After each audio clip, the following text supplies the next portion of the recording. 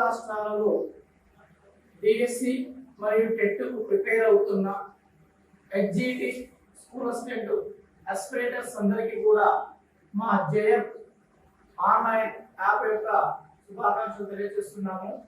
మేము గత 10 సంవత్సరాల నుండి జేఎం పబ్లిషన్లో అనేక రకాల కాంపిటేటివ్ ఎగ్జామ్స్ సంబంధించిన మెటీరియల్స్ ను అందించడం జరిగింది. ప్రస్తుతము ఉన్న పరిస్థితులను బట్టి ఆన్లైన్ పద్ధతిలో కూడా జేఎం ఆన్లైన్ యాప్ను తీసుకొని మీ ముందుకు రావడం జరుగుతుంది. ఇప్పుడు నేను తెలుగు రాష్ట్రాలలో 2014 నుండి 2 తెలుగు రాష్ట్రాలలో ట్రైన్ మెథడ్ బోధిస్తున్నాను. జేఎం ఆన్లైన్ యాప్ ద్వారా మీ ముందుకు ట్రైన్ మెథడ్ బోధించడానికి వస్తున్నాను. నా పేరు సైదులు. 2 తెలుగు రాష్ట్రాలలో ఎక్కువగా మార్క్ చేస్తున్నాను. నేను ఎక్కువగా ఏపీ స్కిల్ డెవలప్మెంట్ మరియు తెలంగాణలోని ఐటీడీ ప్రోగ్రామ్స్ కూడా చేయడం జరుగుతుంది. ఇప్పుడు మనము దీంట్లో భాగంగా జేఎం ఆన్లైన్ యాప్ తీసుకొని మీరు విజయం సాధించాలని కోరుతూ మీ ముందుకు వస్తున్నామండి. మీకు కావాల్సిన నెంబర్ కూడా ఈ కింది నెంబర్ని ఫోన్ నెంబర్ తీసుకొని ఆన్లైన్ యాప్ కావాల్సిన డౌట్ కానీ యాప్కు సంబంధించిన విషయాలు కానీ లేదా మెటీరియల్ కానీ కూడా మీరు తీసుకోవచ్చు, ఫోన్ కాంటాక్ట్ చేయవచ్చు. తర్వాత చూసినట్టయితే ఈ రోజు మనం చూసినట్టయితే టిఎల్ఎం ట్రైన్ మెథడ్ లో భాగంగా 4th చాప్టర్ టిఎల్ఎం. టిఎల్ఎం అంటే టీచింగ్ లెర్నింగ్ మెటీరియల్. అంటే టీచ్ చేయడానికి అభ్యసించడానికి ఉపయోగపడే మెటీరియల్ అనే టిఎల్ఎం అంటారు. మనము లాస్ట్ క్లాస్ లో మనకు బోధన వనరులు అనేది ఉన్నది.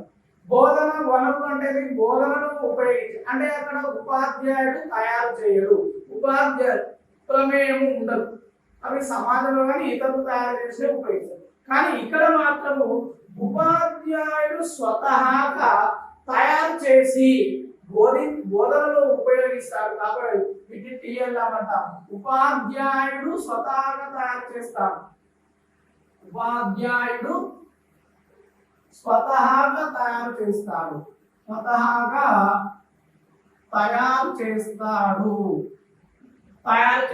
కాబట్టి వీటిని TLM teacher learning material, teaching learning material. అంటే బోధించడానికి తరగతి గదిలో అమూర్త అంశాలను మూర్త స్థితిలోకి తీసుకురావడానికి ఉపాధ్యాయుడు స్వతహాగా తయారు చేసేవి టిఎల్ఎం. మరి టిఎల్ఎం లో చూసినట్టయితే ఇది తర్వాతకి హెడ్ మరియు హ్యాండ్ కి సంబంధము ఉంటుంది. హెడ్ కి హ్యాండ్ కి సంబంధం ఉంటుందండి. ఇది టిఎల్ఎం చేయాలంటే మనకు హెడ్ కి హ్యాండ్ కి మధ్య సంబంధం ఉండడం తెలియజేస్తుంది. మరి టిఎల్ఎం వల్ల చూసినట్టు మనకు ఎక్కువగా నైపుణ్యాలు పెంపొందించడం జరుగుతుంది. పెంపొందించబడతాయి స్కిల్స్, అనేక రకాల స్కిల్స్ అనేవి టిఎల్ఎం వల్ల పెంపొందించడం. నెక్స్ట్, ఏ ఉపాధ్యాయుడికైతే బోధన పైన అభిరుచి మక్కువ ఉంటుందో ఆ ఉపాధ్యాయుడు టిఎల్ఎం ఉపయోగిస్తాడు. బోధన పైన అభిరుచి ఎక్కువగా ఉన్న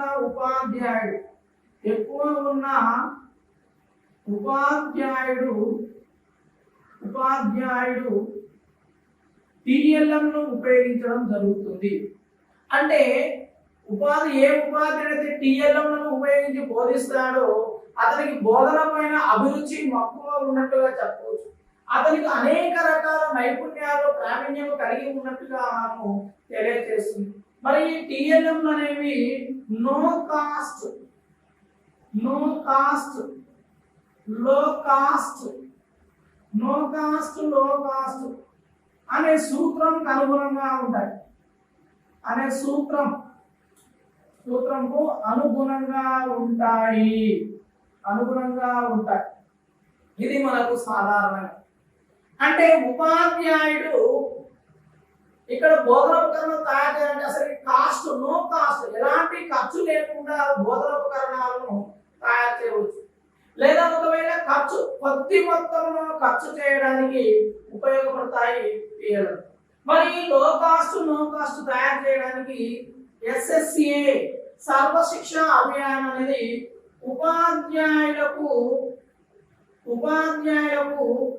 500 రూపాయలు ప్రతి సంవత్సరం టిఎల్ఎంలకు ఉపయోగిస్తుంది. ఉపాధ్యాయులకు 500 రూపాయలు ప్రతి సంవత్సరం టిఎల్ఎంల తయారీకి అందించును. ఇది ఎస్ఎస్ఏ పథకం ద్వారా ప్రతి ఉపాధ్యాయుడు అంటే 5 సంవత్సరం మొత్తంలో ఆ ఉపాధ్యాయుడు టిఎల్ఎం తయారు చేయడం కోసం కావలసిన అమౌంట్ 500 రూపాయలను ప్రతి సంవత్సరం అందిస్తుంది. ఇది అందించడానికి ఉపయోగపడేది ఏంటంటే ఎస్ఎస్ఏ అంటాం, సర్వ శిక్ష అభియాన్. దీన్ని మన రాష్ట్రాలను ఏమంటున్నా అంటే ఆర్వీఎం అంట. తెలుగు రాష్ట్రాల్లో దీన్ని ఆర్వీఎం గా మనం పిలవడం జరుగుతుంది. ఇది మనకు సాధారణంగా. మరి టిఎల్ఎం అనేవి ఉపాధ్యాయునికి లో కాస్ట్ నో కాస్ట్ లో ఉంటున్నాయి. హెడ్ టు హ్యాండ్ మధ్య సంబంధాన్ని తెలియజేస్తున్నాయి. బోధనలో అభిరుచిని తెలియజేస్తున్నాయి. ఇవి సాధారణ. మరి టిఎల్ఎం అనేవి ఉపాధ్యాయుడు ఉపయోగించే విధానాన్ని బట్టి కానీ తయారు చేసే విధానాన్ని బట్టి కానీ ఈ టిఎల్ఎం అనేవి మనకు అనేక అంటే ముఖ్యంగా 4 రకాలుగా ఉన్నాయండి. ఒకటి చూసినట్టయితే 5 రకాలు ఉన్నాయి. ఒకటి చూద్దాం. ఇప్పుడు టిఎల్ఎం అనేవి రకాలు చూస్తే టిఎం యొక్క రకాలుగా చూస్తే మనకు 1000 రకాలు ఉన్నాయి. ఇవి ఒకటి టిఎల్ఎం కనుక చూసినట్టయితే ముఖ్యంగా 5 రకాలండి. 5 రకాలుగా ఉంటాయి. 5 రకాలుగా ఉంటాయి.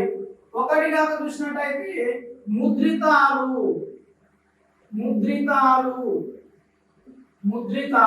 అంటే ముద్రణ రూపంలో ముద్రించబడి ఉన్న వాటిని ముద్రితాలంట. ముద్రణ రూపంలో ఉన్న అన్ని కూడా ఉపాధ్యాయుడు ఉపయోగిస్తే వాటిని ముద్రితాలు అంట. 2 యాంత్రికత లేనివి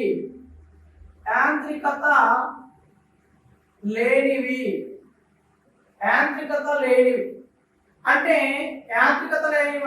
ఎలాంటి కదలికలు లేకుండా ఉండేవి.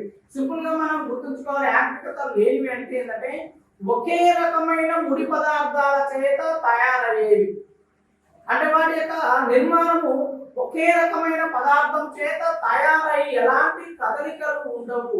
అలాంటి వాటిని యాంత్రికత లేనివిగా మనము పేర్కొనవచ్చు. నెక్స్ట్ 3వది చూసినట్లయితే యాంత్రికత గలవి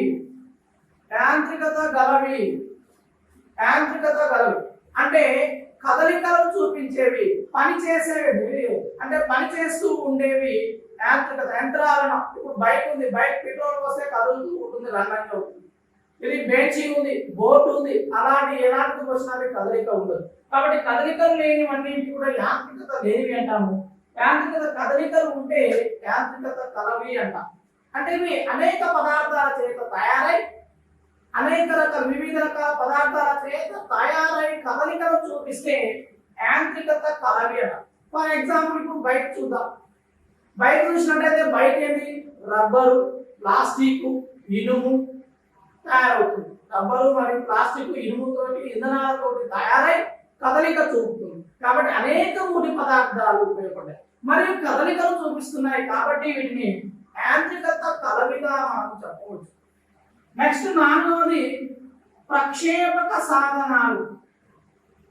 ప్రక్షేపక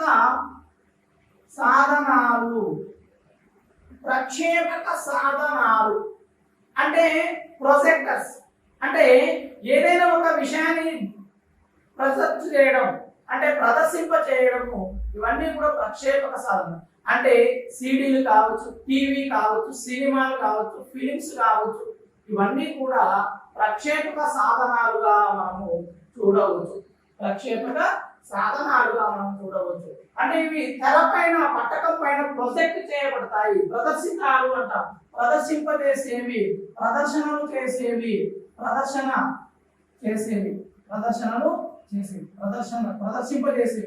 ప్రదర్శనలు అంటాం. నెక్స్ట్ ఇక 5వది చూసినట్టయితే కృత్యోపక పరికరాలు.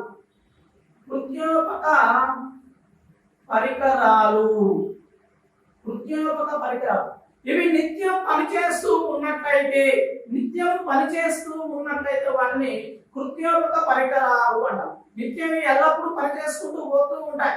ఇలా పనిచేసుకుంటూ పోయేది వాటిని అన్నింటినీ కూడా కృత్యోపక పరికరాలుగా మనము చూడవచ్చు. ఇవన్నీ కూడా ఏంటివి? టిఎల్ఎం యొక్క రకాలు. వాటి నిర్మాణ పరంగా కావచ్చు లేదా పనిచేసే విధానాన్ని బట్టి టిఎల్ఎంలు 5 రకాలు ఉంటాయి. ఒకటి ముద్రితాలు, యాంత్రికత లేనివి, యాంత్రికత కలవి, ప్రక్షేపక సాధనాలు, కృత్యోపక పరికరాలు. ముద్రితాలు అంటే ఏమన్నాము? ముద్రణ రూపంలో ఉండేవి, ముద్రణ రూపంలో ఉంటాయి ఇవి ముద్రితాలు. నెక్స్ట్ యాంత్రికత లేనివి అంటే ఒకే పదార్థం చేత తయారయ్యి, ఒకే పదార్థం చేత తయారు చేయబడి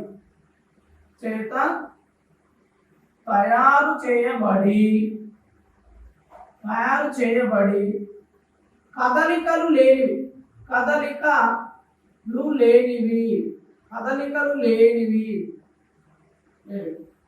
ఇది ఒకటి కంటే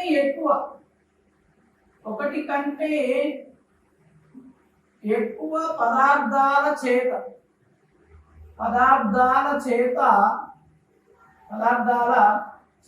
తయారు చేయబడేవి.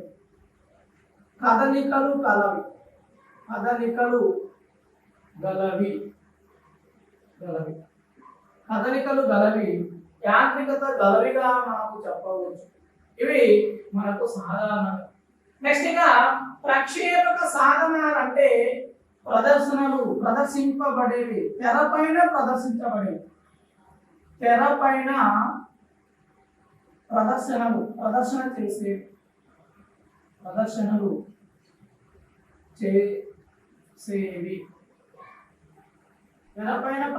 చేసేవి.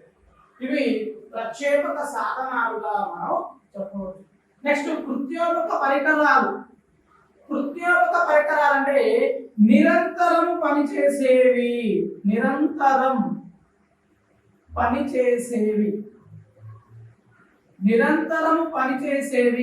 కృత్యోపక పరికరాలుగా మనం పేర్కొనవచ్చు. ఇవి టిఎల్ఎం యొక్క మనము పరిచయము. టిఎల్ఎం అంటే ఏంటి? టిఎల్ఎం గురించి చూసినాము. టిఎల్ఎం అంటే ఏంటి? టీచింగ్ లెర్నింగ్ మెటీరియల్ అంటే ఉపాధ్యాయుడు బోధన చేయడానికి స్వతహాగా తయారు చేసేవి టిఎల్ఎం అన్నాం. ఇవి లో కాస్ట్ నో కాస్ట్ అనే సూత్రం పైన ఉంటాయి. హెడ్ కి హ్యాండ్ మధ్య సంబంధాన్ని తెలియజేస్తాయి. మరి ఇవి నిర్మాణ పరంగా చేసే విధానాన్ని బట్టి ఈ టిఎల్ఎంలు అనేవి 5 రకాలుగా ఉన్నాయని చెప్పాము. ముద్రితాలు అంటే ముద్రించబడి ముద్రణ రూపంలో ఉన్న వాటివి, యాంత్రికత లేనివి, యాంత్రికత కలవి, ప్రక్షేపక సాధనాలు, కృత్యోపక పరికరాలుగా ఇవి మనము టిఎల్ఎంలను ఉపయోగించడము జరుగుతుంది. ఇది టిఎల్ఎం. ఇప్పుడు మనము ఈ టిఎల్ఎం లో భాగంగా ఒక్కొక్క అంశము గురించి చూద్దాము. నెక్స్ట్ ముద్రితాల గురించి చూద్దాం. ముద్రితాలు అంటే ఏంటి? ముద్రితాలు ఎన్ని రకాలుగా ఉంటాయి, ఏ విధంగా ముద్రించబడి ఉంటాయి అనేది మనం చూద్దాము. ముద్రితాల గురించి చూద్దాము. మనం ఇప్పుడు టిఎల్ఎంలలో మొదటి రకము ముద్రితాలు లేదా ముద్రణ మాధ్యమాల గురించి చూద్దాం. ముద్రితాలు లేదా ముద్రణ మాధ్యమాలు. ముద్రితాలు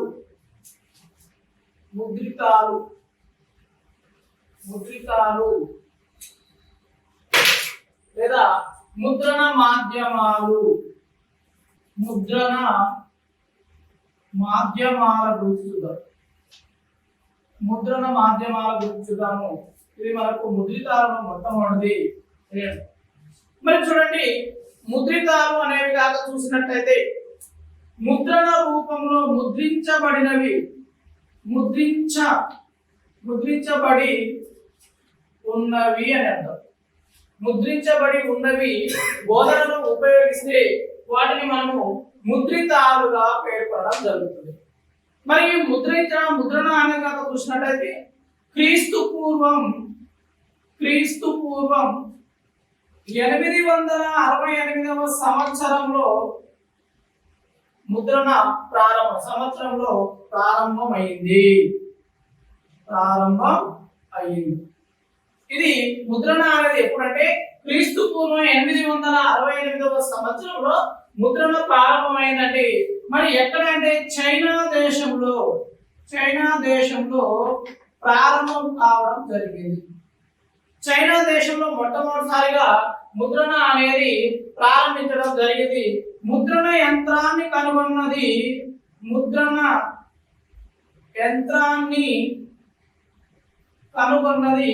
జాన్ గూటన్బర్గ్.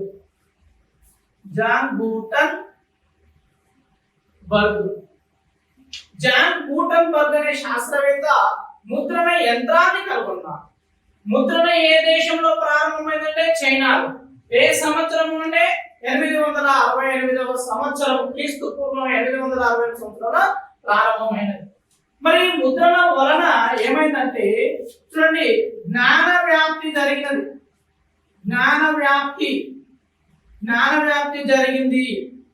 నెక్స్ట్ సమాచార విప్లవం జరిగింది.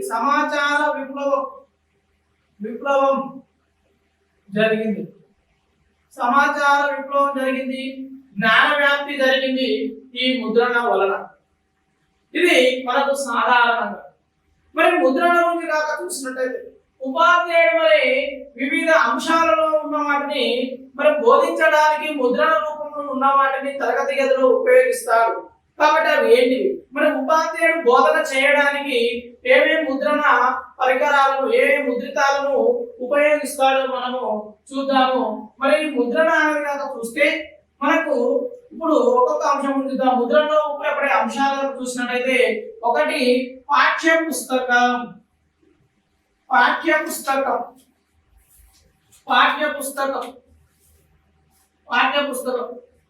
రెండు వర్క్ బుక్. మూడు గ్రంథాలు. నాలుగు మ్యాగజైన్లు.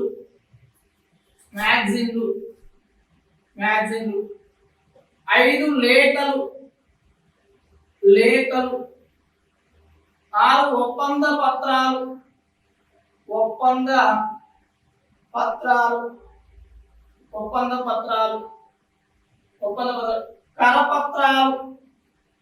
కరపత్రాలు. Wall posters.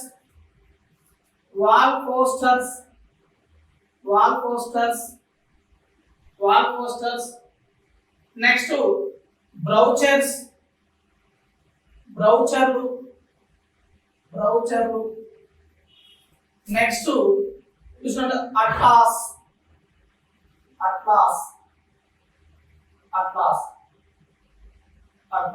ఇవన్నీ కూడా మనకు ముద్రణ రూపంలో ఉన్నవి.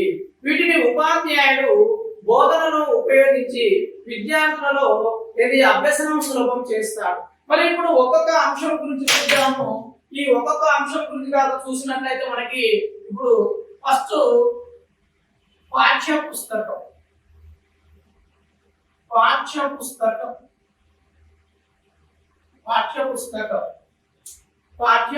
పుస్తకం గురించి చూద్దాము మనము సాధారణంగా. పాఠ్య పుస్తకం, టెక్స్ట్ బుక్. చూడండి, పాఠ్య పుస్తకం అంటే దీన్ని పాఠ్య పుస్తకం మొట్టమొదటిసారిగా 1797లో థామస్ డీల్ వర్త్ తయారు చేశాడు. థామస్ డీల్ వర్త్ అనేవాడు మొట్టమొదటిసారిగా దీన్ని పాఠ్య పుస్తకాన్ని తయారు చేయడం జరిగింది. ఏ పేరుతో? ద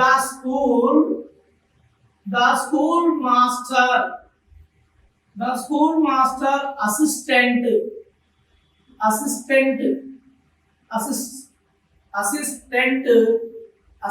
రూపంలో తయారు చేయడం జరిగింది. ద స్కూల్ మాస్టర్ అసిస్టెంట్ అనే పేరుతో దీన్ని పాఠ్య పుస్తకాన్ని తయారు చేయడం జరిగింది. మరి ఈ పాఠ్య పుస్తకం అనేది ఈవీఎస్ ఉపాధ్యాయునికి ఊతకర్ర లాంటిది. ఊతకర్ర లాగా పనిచేయును. ఈవీఎస్ లో ఊత కర్రలాగా, ఒక సహాయపు కర్రగా అంటే సపోర్టుగా ఉపయోగపడుతుంది. మ్యాథ్స్ లో చూసినట్టయితే ఒక నేత్రంగా పనిచేస్తుంది. మనకు అంట గణిత ఉపాధ్యాయునికి రెండు నేత్రాలు ఏంటివి అంటే, ఒకటి టెక్స్ట్ బుక్, రెండవది black board. Black board, text book ఈ రెండు కూడా గణిత ఉపాధ్యాయునికి రెండు నేత్రాలు లాగా పనిచేస్తాయి. కాబట్టి ఇక్కడ ఒక నేత్రంగా పనిచేస్తుంది పాఠ్య పుస్తకం అనేది. మరి పాఠ్య పుస్తకం లాగా చూసినట్లయితే ఉపాధ్యాయునికి దిక్సూచిగా పనిచేస్తుంది. ఉపాధ్యాయునికి దిక్సూచిగా పనిచేస్తుంది. ఇది మనకు పాఠ్య పుస్తకం అనేది. ఈ పాఠ్య పుస్తకం లాగా చూసినట్లయితే ఎవరు తయారు చేస్తారు? SCERT ఆధ్వర్యంలో తయారు చేయడం జరుగుతుంది. ఆధ్వర్యంలో తయారు చేస్తారు. SCERT ఆధ్వర్యంలో దీన్ని తయారు చేస్తారు మనకు పాఠ్య పుస్తకాన్ని సాధారణంగా. మరి ఈ పాఠ్య పుస్తకాన్ని ఎప్పుడు 10 సంవత్సరాలకు ఒకసారి మార్పు చేస్తారు. 10 సంవత్సరాలకు ఒకసారి మార్పులు చేస్తారు. పాఠ్య పుస్తకంలో చూసినట్లయితే మార్పులు చేర్పులు అనేవి 10 సంవత్సరాలకు ఒకసారి పాఠ్య పుస్తకంలో మార్పులు చేర్పులు చేయడం జరుగుతుంది. ఇది మరి ఈ 10 సంవత్సరాలకు కరిక్యులం ఆధారంగా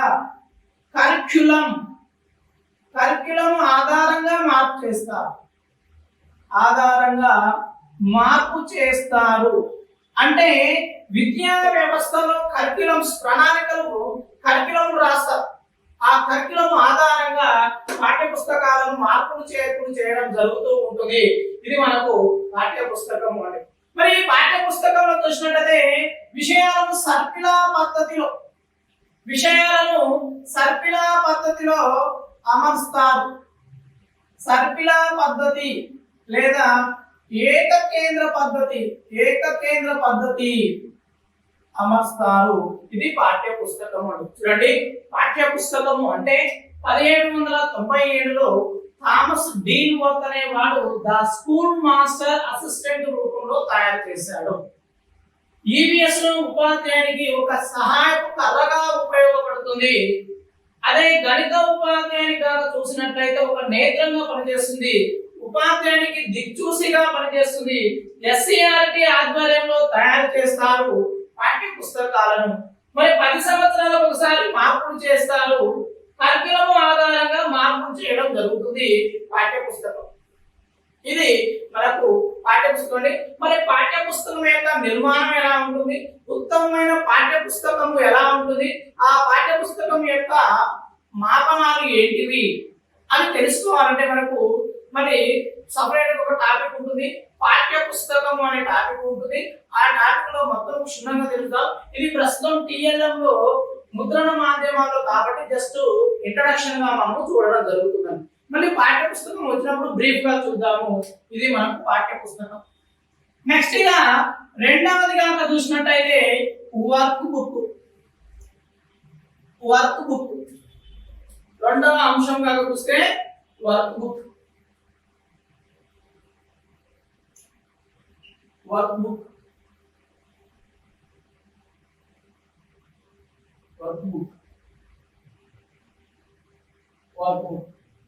మరి ఈ వర్క్ బుక్ అనేది చూసినట్టయితే విద్యార్థులలో నైపుణ్యాలు పెంపొందిస్తుంది. విద్యార్థులలో నైపుణ్యాలు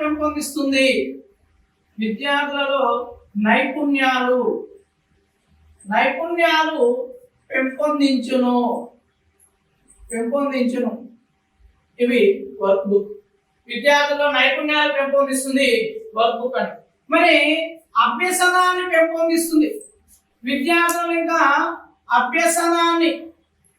అభ్యసనాన్ని పెంపొందించును వర్క్ బుక్ అండి.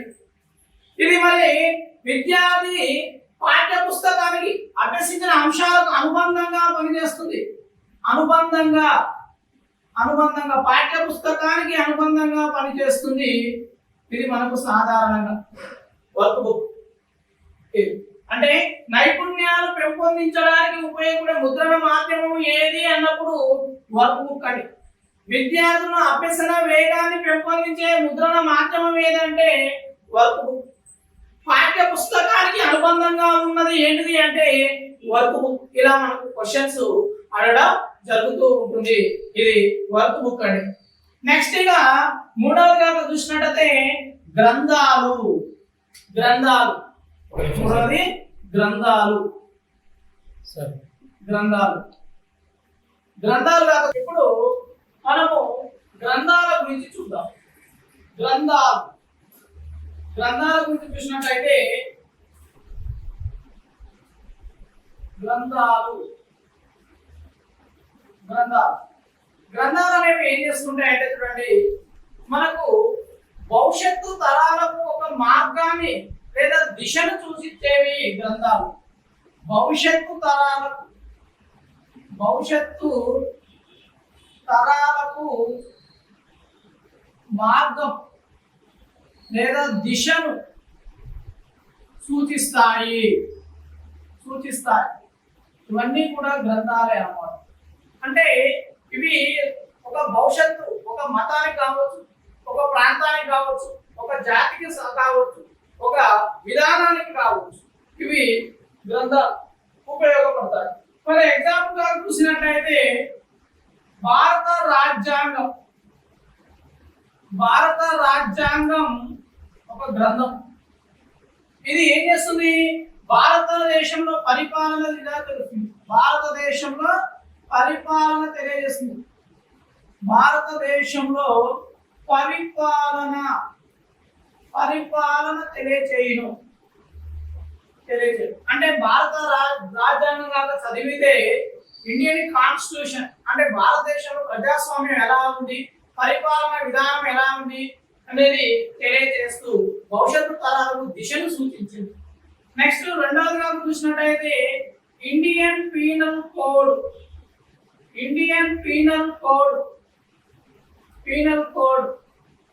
ఇది న్యాయ విధానాన్ని తెలియజేస్తుంది.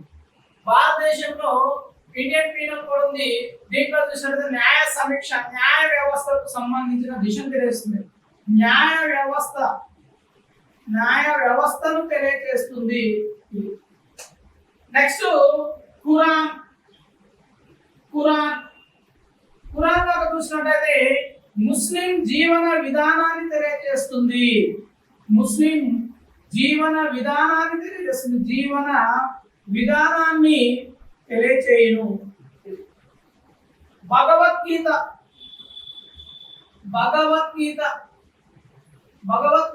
చూసినట్లయితే హిందూ జీవన విధానాన్ని తెలియజేస్తుంది భగవద్గీత.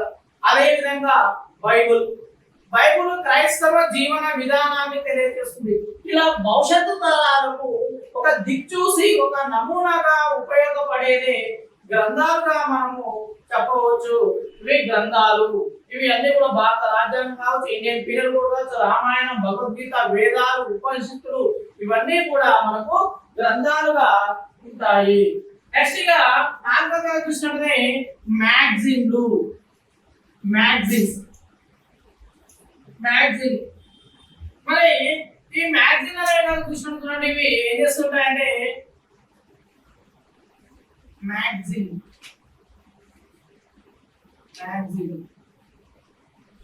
ఒక నిర్దిష్టమైన సమాచారాన్ని తెలియజేసేవి మ్యాగజైన్స్. నిర్దిష్టమైన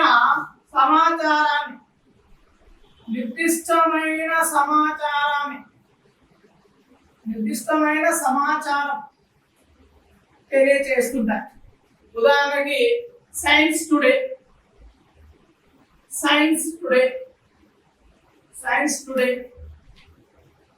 ఏం చేస్తుంది? సైన్స్ తెలియజేస్తుంది. సైన్స్ గురించి తెలియచేయండి. ఇండియా టుడే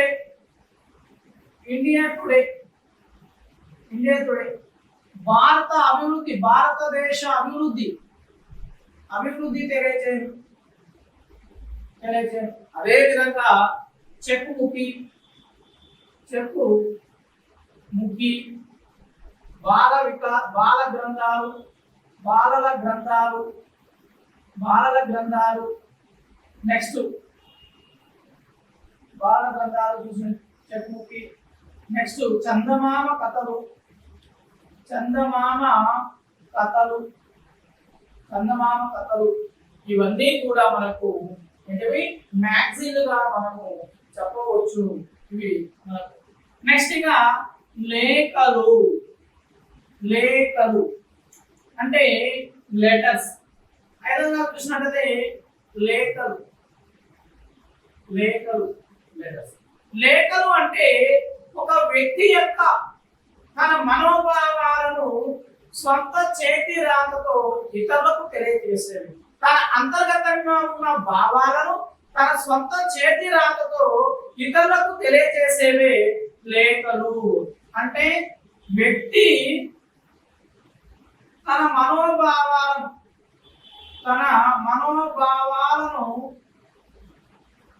స్వంత చేతి రాతతో, స్వంత చేతి రాతతో ఇతరులకు తెలియజేసేవి, ఇతరులకు తెలియచేసేవి లేఖలు అంటే లెటర్స్. అంటే వివిధ వ్యక్తులకు మనం తెలియజేస్తుంటాము లెటర్స్. ఇప్పుడు ప్రస్తుత కాలంలో టెక్నాలజీ పెరగడం వలన ఈ లెటర్స్ యొక్క ప్రాధాన్యత తగ్గిపోయింది. కానీ ఇప్పుడు ఆధునికంగా లెటర్స్ ని వేటిని అంటారంటే మెసేజ్లు. ఆధునిక లెటర్స్, ఆధునిక లెటర్స్ చూసినట్లయితే message. Next Twitter, Twitter, Twitter, internet, internet, internet, mail, mail, WhatsApp, WhatsApp, WhatsApp. Next WhatsApp. ఇవన్నీ కూడా మనము లేఖలుగా పేర్కొనవచ్చు. ఆధునికంగా ఇవి మనకు సాధారణంగా లేఖలు. నెక్స్ట్ గా ఒప్పంద పత్రాలు, ఒప్పంద పత్రాలు అగ్రిమెంట్స్ అంటాం. ఒప్పంద పత్రాలు అగ్రిమెంట్స్ అంటే అధికారికంగా గుర్తింపు పొందిన కాగితాలు అన్నారు. అధికారికంగా అధికారికంగా అధికారికంగా గుర్తింపు పొందిన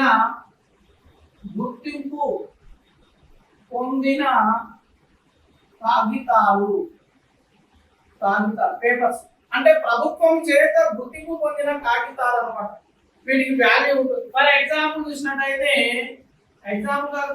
promissory notes, promissory notes, promissory notes, registration పేపర్లు, registration papers, registration papers, documents, documents, documents. ఇవన్నీ కూడా ఒప్పంద పత్రాలుగా చెప్పవచ్చు. మరి ఈ ఒప్పంద పత్రాలు ఏమిటికి ఉపయోగపడతాయంటే వివిధ దేశాల మధ్య కావచ్చు, రాష్ట్రాల మధ్య కావచ్చు,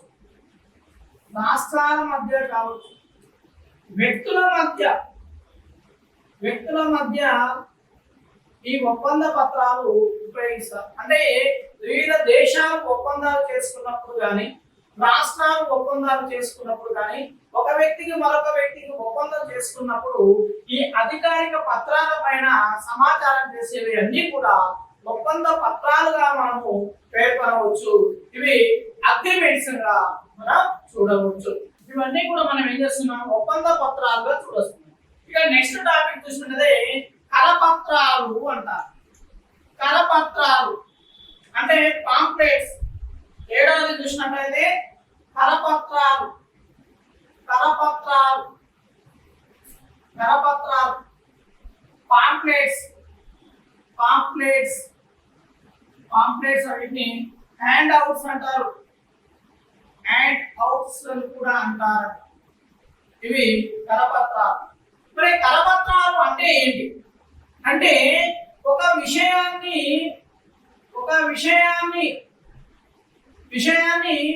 సంపూర్ణంగా సంపూర్ణంగా చిన్న అక్షరాలతో చిన్న అక్షరాలతో చిన్న అక్షరాలతో చిన్న కాగితంలో తెలియజేసేది. చిన్న కాగితంలో కాగితంలో కాగితం ద్వారా తెలియచేసేవి తెలియచేసేవి అంటే చూడండి, ఒక విషయాన్ని సంపూర్ణంగా మనం ఏ విషయాన్ని అయితే చెప్పాలనుకుంటున్నామో ఆ విషయాన్ని సంపూర్ణంగా మనకు చిన్న కాగితం ద్వారా తెలియచేసేవి మనకి ఏంటిది కరపత్రాలు. మరి ఈ కరపత్రాల వల్ల విద్యార్థుల ఆసక్తి, విద్యార్థులు కనుక చూసినట్లయితే విద్యార్థులలో ఆసక్తి, ప్రేరణ ప్రేరణ సమాచార సేకరణ సేకరణ అంశాలను పెంపొందించు అంటే కరపత్రాల వల్ల విద్యార్థికి ఏమవుతుందంటే ఆసక్తి, ఇంట్రెస్ట్ పెంపొందించవచ్చు, మరియు ప్రేరణ, మోటివేషన్ చెందించవచ్చు.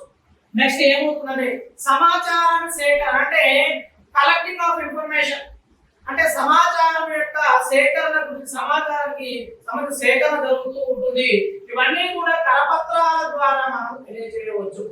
మరి కరపత్రాలు అనేవి కాక చూసినట్లయితే తక్కువ ఖర్చుతో ఎక్కువ విషయాన్ని తెలుస్తాయి. తక్కువ ఖర్చుతో ఎక్కువ ప్రచారం లభించును. తక్కువ ఖర్చుతో ఎక్కువ ప్రచారం లభించేది కరపత్రాలని. మరి కరపత్రాలను ఎలా ఉంటాయి? కరపత్రాలు ఏం తెలియజేస్తాయంటే ఇటువంటి కరపత్రాలు అనేవి లక్షణాలు, కరపత్రాల యొక్క లక్షణాలు చూసినట్లయితే కరపత్రాల యొక్క లక్షణాలు ఇక్కడ కరపత్రాల యొక్క లక్షణాలు చూసినట్లయితే ఒక నిర్దిష్టమైన అంశాన్ని తెలియజేస్తారు. నిర్దిష్టమైన అంశాన్ని తెలుపుతాయి. ఇది ఒకటి. నెక్స్ట్ స్పష్టంగా ఉంటాయి.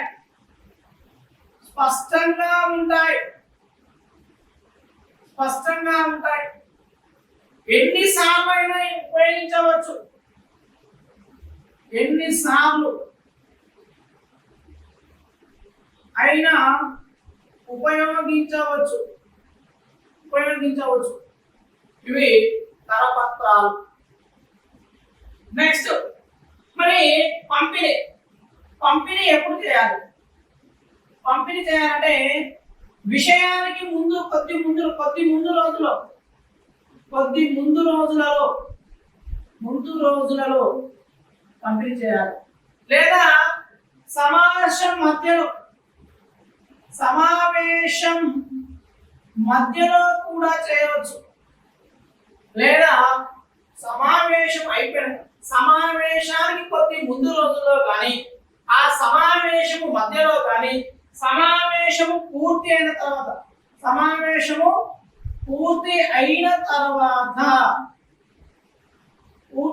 తర్వాత కూడా పంపిణీ చేయవచ్చు కరపత్రాల ద్వారా. ఇవి మనకు కరపత్రాలు అండి. నెక్స్ట్ ఇక వాల్ పోస్టర్స్ అంటే వీటిని గోడ పత్రికలను కూడా అంటారు. వాల్ పోస్టర్స్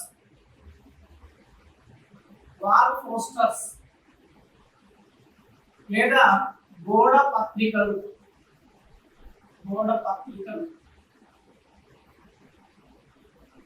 ఇవి మరి వాల్ పోస్టర్ అంటే ఏంటంటే చూడండి, చిత్రాలతో పెద్ద అక్షరాలతో ముద్రించబడినవి. చిత్రాలతో ప్లస్ పెద్ద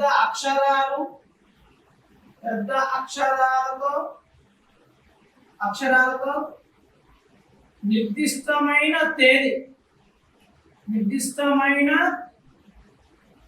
తేదీతో ముద్రించి గోడకు అంటించేవి ఇది అంటే వాల్ పోస్టర్ అనుకుంటే ఇప్పుడు చూడండి మనకు జయం పబ్లికేషన్ వాల్ పోస్టర్ ఉంది. జయం పబ్లికేషన్ వాల్ పోస్టర్ చూసినట్లయితే మనకు ఈ చిత్రం ఉంటుంది. ఇది జయం యొక్క జెండా. తర్వాత జయం పబ్లికేషన్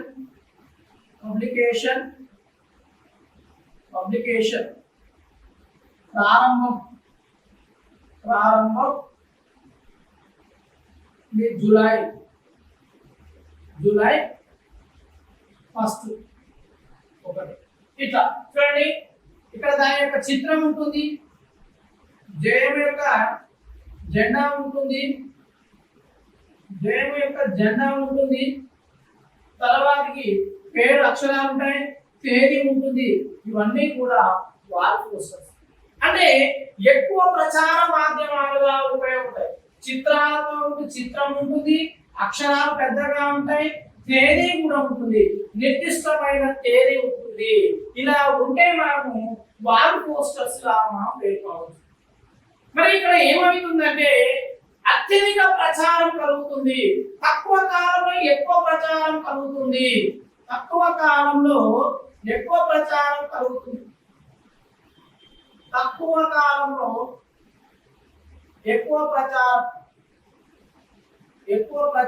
కలుగుతుంది వాల్ పోస్టర్స్ ద్వారా.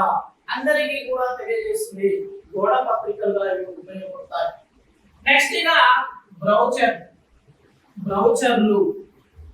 బ్రౌచర్స్ చూసినట్లయితే బ్రౌచర్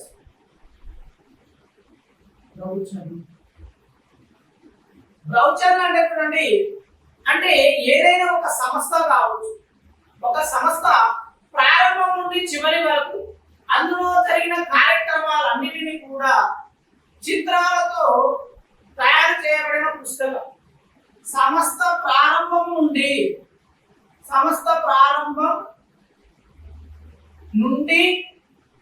నేటి వరకు చిత్రాలతో కూడిన పుస్తకం నే సంస్థ ప్రారంభం నుండి నేటి వరకు చిత్రాలతో కూడిన పుస్తకంనే ఏమంటాము? బ్రౌచర్లు అంటారు. ఇది ఆ సంస్థ యొక్క ప్రగతిని తెలియజేస్తుంది. సంస్థ ప్రగతిని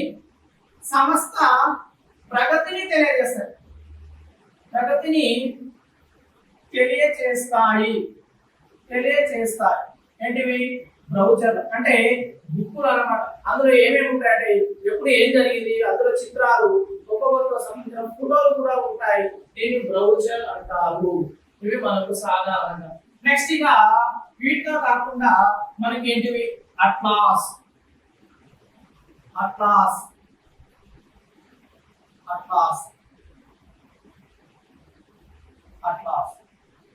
చూడండి. అట్లాస్ అనేది చూసినట్లయితే సమతల పటాలను అంటే సాంఘిక శాస్త్రంలో మంచి బోధన వనరులు. సాంఘిక శాస్త్ర బోధన వనరు అత్యంత ఉపయోగకరమైనవి. సాంఘిక శాస్త్ర బోధన వనరు అత్యంత ఉపయోగకరమైన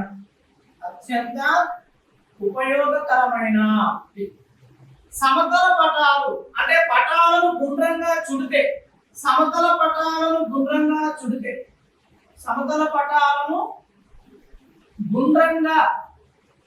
గుండ్రంగా చుట్టినట్లయితే దాన్ని ఇక్కడ సమతల పటాలు అన్ని కూడా గుండ్రంగా చుట్టి ఉంటాయి. మరియు సమతల పటాలను తెలియజేస్తుంది, భౌగోళిక అంశాలను తెలియజేస్తూ ఉంటుంది. విద్యార్థులు చూసిన చాలా ఇంపార్టెంట్ ఇది. జ్ఞానతుష్టతను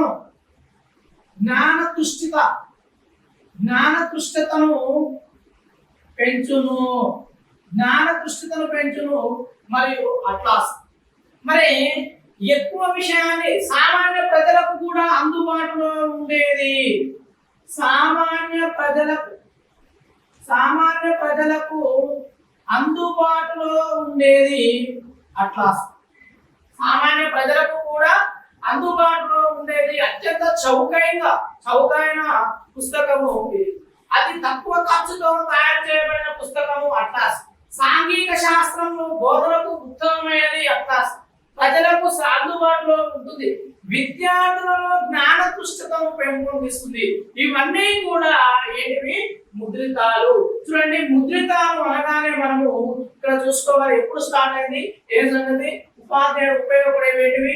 పాఠ్య పుస్తకము, వర్క్ బుక్, గ్రంథాలు, మ్యాగజైన్లు, లేఖలు, ఒప్పందాలు, కరపత్రాలు, వాల్ పోస్టర్స్, బ్రౌచర్లు, అట్లాస్, ఇవన్నీ కూడా ముద్రితాలుగా మనము పేర్కొనవచ్చు. ఇది ముద్రితాలు. మనం ఇక నెక్స్ట్ టాపిక్ మనము రెండవది ఏంటంటే బోధన టీఎల్ఎం లో రెండవది ఏంటి? యాంత్రికత లేనివి చూద్దాం.